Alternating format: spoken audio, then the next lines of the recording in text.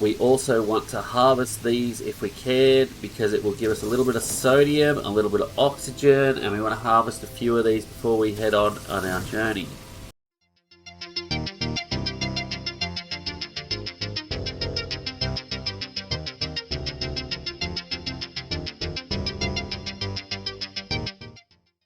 Welcome back everybody to Saurus 001's channel, and this is No Man's Sky. I know it's been a while since I've actually released a video for No Man's Sky. There's been a lot of updates since then. If you like my videos, please consider liking and subscribing to my channel.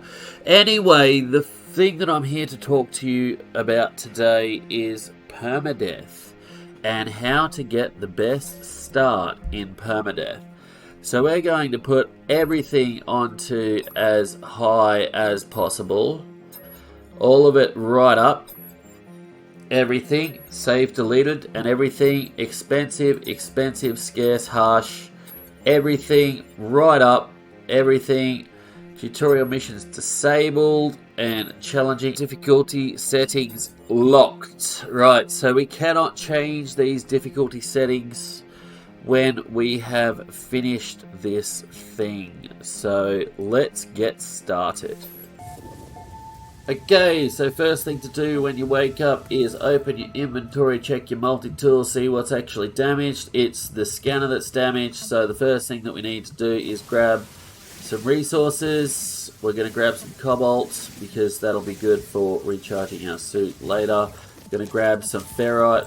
We're going to grab some ferrite as quickly as possible, and you want to do this as quickly as possible and fix your scanner. Right, done. We are done with the scanner.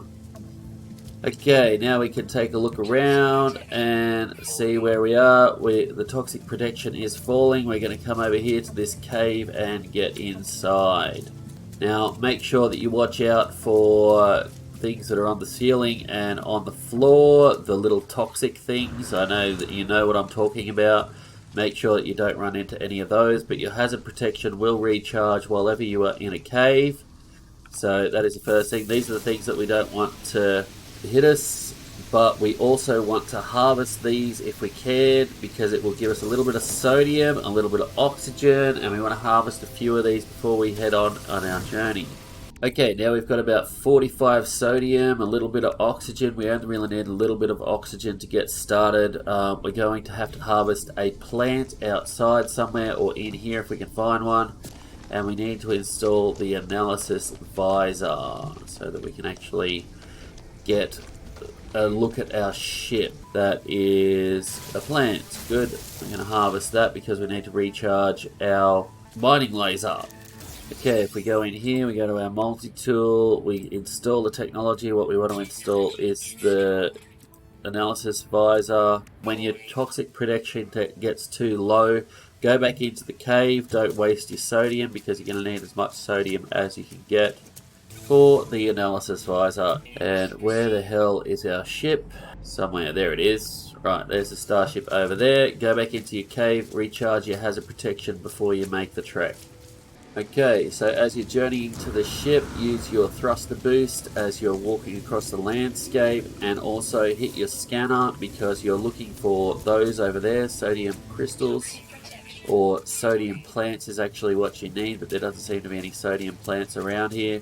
So just keep heading in the direction of your ship. You've got a fair ways to go, and see if you can find caves. Keep an eye out for caves along your way, because if you start to run low on your hazard protection, you're going to have to duck into a cave really quick, or you'll have to use sodium to recharge your hazard protection.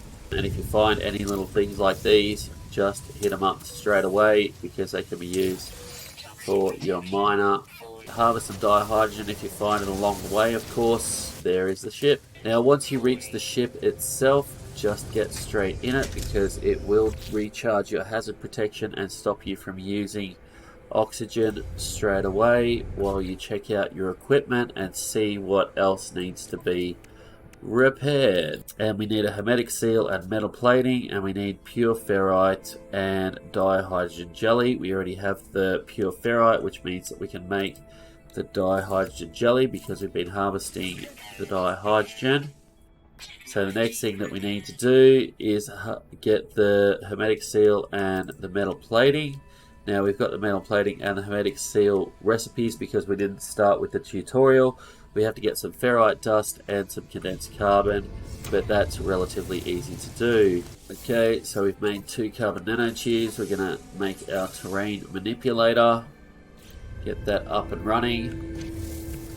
And now that we've got our terrain manipulator, we can switch to it using G and go down to this berry technology module and grab it. Okay, start mining some more ferrite. You'll need the ferrite to make your metal plating. And then you're going to need some condensed carbon, which will require making the portable constructor. So make sure that you leave space in your inventory so that you can make the portable constructor. Okay, we can make our metal plating. Let's repair that. And the next thing that we need is a hermetic seal, but that requires condensed carbon. Now to make the condensed carbon, what you have to do is open your build menu and make a portable refiner, which will require another metal plate. So you're going to have to build another metal plate for that as well. We found a random hyperdrive module. If you find any modules like this, even if they are C class, just install them immediately on your ship. Doesn't really matter where they go, just so long as they're installed, even though you have to install the hyperdrive as well. Just don't worry about the hyperdrive right now because we'll be getting chromatic metal and microprocessors soon. Now, once you can make your hermetic seal, all you have to do is repair your pulse engine. And before you take off, this is what I like to do. I like to take a look around with my analysis visor and see if I can find a copper deposit that is nearby. There's one over there. See if there's one closer. There's one over there. That's 430. Magnetized ferrite. Magnetized ferrite. There's a copper deposit over there as well. That's only 266 away. Anyway, we should be able to take off now. Let's head over to the copper deposit. You always want to take your ship with you whenever you're going to go out mining like this because it will save you sodium.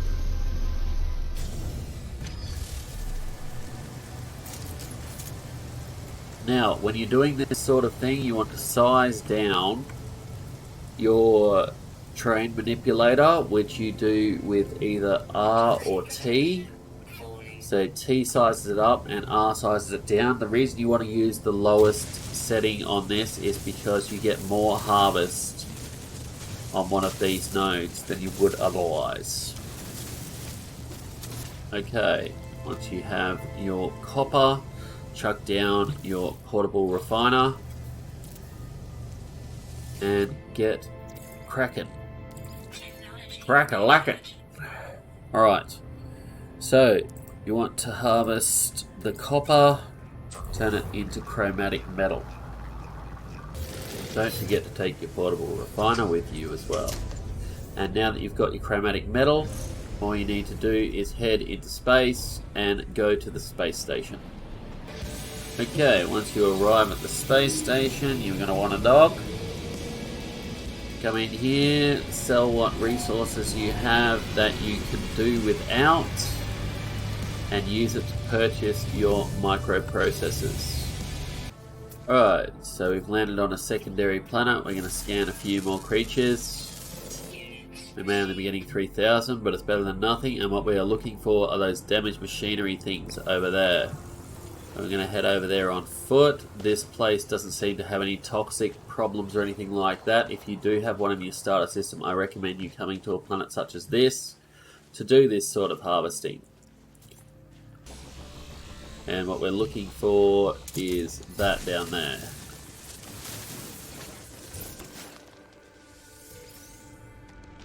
Very technology. Once you have enough salvage data to actually buy your microprocessors, go ahead and go back to the station. Okay, we've got 418,000 worth of salvage data. We're going to sell that and we are going to buy some microprocessors. We need 5 of them. Alright, now we should be able to repair our hyperdrive. And we've got warp cell efficiency already, so we have 296.5 light years. And that is about all you really need to do for a start. You could also install the bolt caster when you're ready, so that you can actually defend yourself against sentinels if you do piss them off. But for the time being, I'm going to leave this video there. That is how you get started in permadeath, and if you enjoy these videos, please consider liking and subscribing to my channel, and I will see you all next time. Peace out.